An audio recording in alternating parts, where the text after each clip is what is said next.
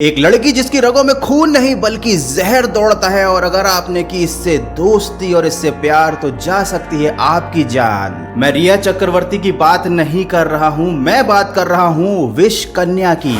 तो आज की इस वीडियो में हम बात करने वाले हैं कि विष कन्या क्या होती है और क्या ये सच में होती है। आप इस ह्यूमन वेपन से कैसे बच सकते हैं। साइंस ने भी इस बात को प्रूव कर दिया है कि विष कन्या को बनाया जा सकता है। तो क्या आप विष कन्या बन सकते हैं? अगर आप पुरुष हैं तो क्या आप विष पुरुष बन सकते हैं? तो यार आज का ये वीडियो काफी इंटरेस्टिंग होने वाला है, क्योंकि आज हम इस टॉपिक को विष कन्या को कर देंगे पूरी तरीके से एक्सप्लोर। तो यार बिना किसी देरी के शुरू कर देते हैं आज का फाड़ू वीडियो।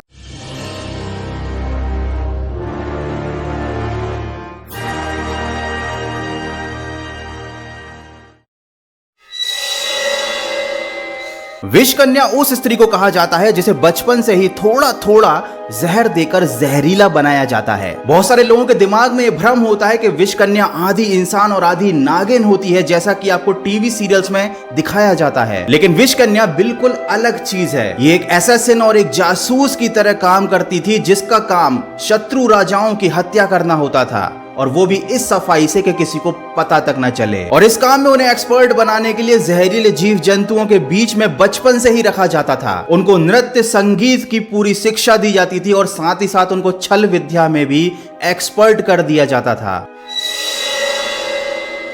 अब बात करते हैं कि विष कन्या कितनी घातक हो सकती हैं। देखिए, कोई भी इंसान अगर धोखेबाज है तो उससे ज्यादा खतरनाक इस दुनिया में कोई नहीं, और खासकर जिसका मन ही नहीं तन भी जहरीला हो। और विष कन्या का काम ही हत्या करना होता था। ये जिसका भी मर्डर करना चाहती थी उसके शरीर में जहर को इंजेक्ट कर देती थी। अब ये काम कैसे होता था? क्योंकि विष कन्या को बचपन से ही हल्की मात्रा में जहर दिया जाता था, इसलिए उसके शरीर में जितने भी लिक्विड होते थे, चाहे उसका ब्लड हो, उसके आंसू हो या उसका पसीना, वो सब जहरीले होते थे। मतलब ये लड़कियां इतनी ज्यादा जहरीली होती थी कि अगर कोई इनका झूठा खाना भी खा ले तो भी उसकी मौत हो जाए। ये राजा को अपने प्यार के जाल में फंसाती थी, क्योंकि ये देखने में काफी सुंदर होती थी और इनको किसी भी मर्द को रिझाने के लिए बहुत ज्यादा माहिर कर दिया जाता था।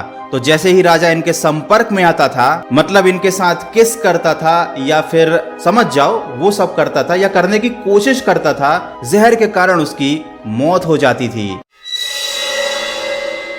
आज के जमाने का साइंस विष कन्या के बारे में क्या कहता है और कैसे इस टेक्निक का यूज बहुत बड़ी बड़ी बीमारियों को दूर करने के लिए किया जाता है, इस बारे में बाद में बात करेंगे।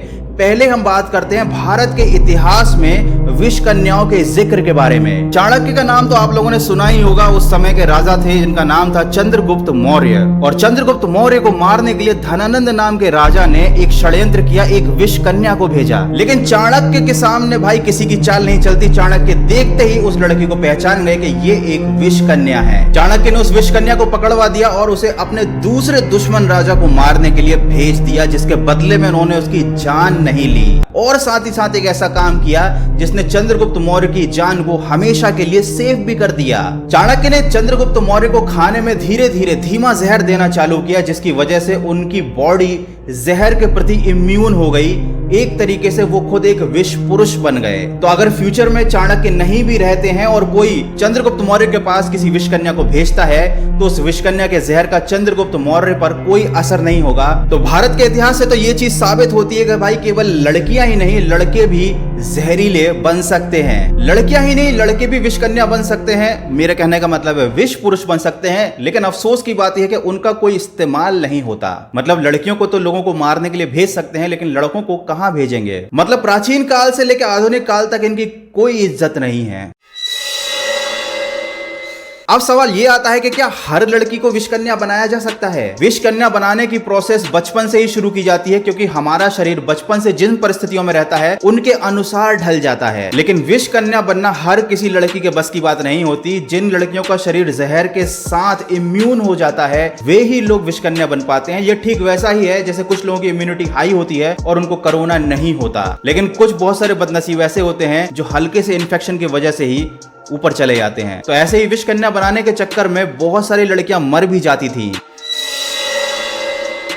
अब बात करते हैं आज के जमाने की। किसी भी इंसान को जहरीला बनाने की प्रक्रिया को कहा जाता है मिथ्रीडाइटिज्म और मेडिकल लैंग्वेज में इसको कहा जाता है यूनिवर्सल एंटीडोट। ये प्रोसेस बिल्कुल वैसा ही है जैसे आजकल वैक्सीन बनाई जाती है। किसी भी बीमारी से शरीर को इम्यून बनाने के लिए उसी बीमारी के बैक्टीरिया को शरीर में डाल दिया जाता है, आपका शरीर इम्यूनिटी डेवलप कर लेता है और फिर बाद में आगे चलकर आप पर उस बीमारी का कोई असर नहीं होता। ये नाम मिथ्रीडाइटिज्म कहां से आया? पोंटस और अर्मानिया के राजा मिथ्रीडेट 6, ये राजा अपनी मौत को लेकर इतना ज्यादा डरा हुआ था क्योंकि उसके पिता को जहर देकर मार दिया गया था। उसके मन में हमेशा यह डर बना रहता था कि कोई उसे भी जहर देकर मार डालेगा और उसका राज्य हड़प लेगा। उसने अपने आप को जहर के प्रति इम्यून बनाया और मिथ्रीडाइटिस जैसी विद्या को इजाद किया जो कि भारत में विष कन्या बनाने के काम में लाई जाती थी और बाद में यही टेक्निक मॉडर्न साइंस में और मेडिकल फील्ड में भी यूज की जाने लगी और उसी राजा के नाम पर इसका नाम रखा गया मिथ्रीडाइटिज्म। ये बात आप भी जानते होंगे कि किसी भी सांप के जहर से जान बचाने के लिए एंटी वेनम यूज किया जाता है और वो भी जहर ही होता है। मतलब ये कहावत भी आपने सुनी होगी, जहर जहर को काटता है, और ठीक यही बात विष कन्या वाले केस में भी इंप्लीमेंट होती है।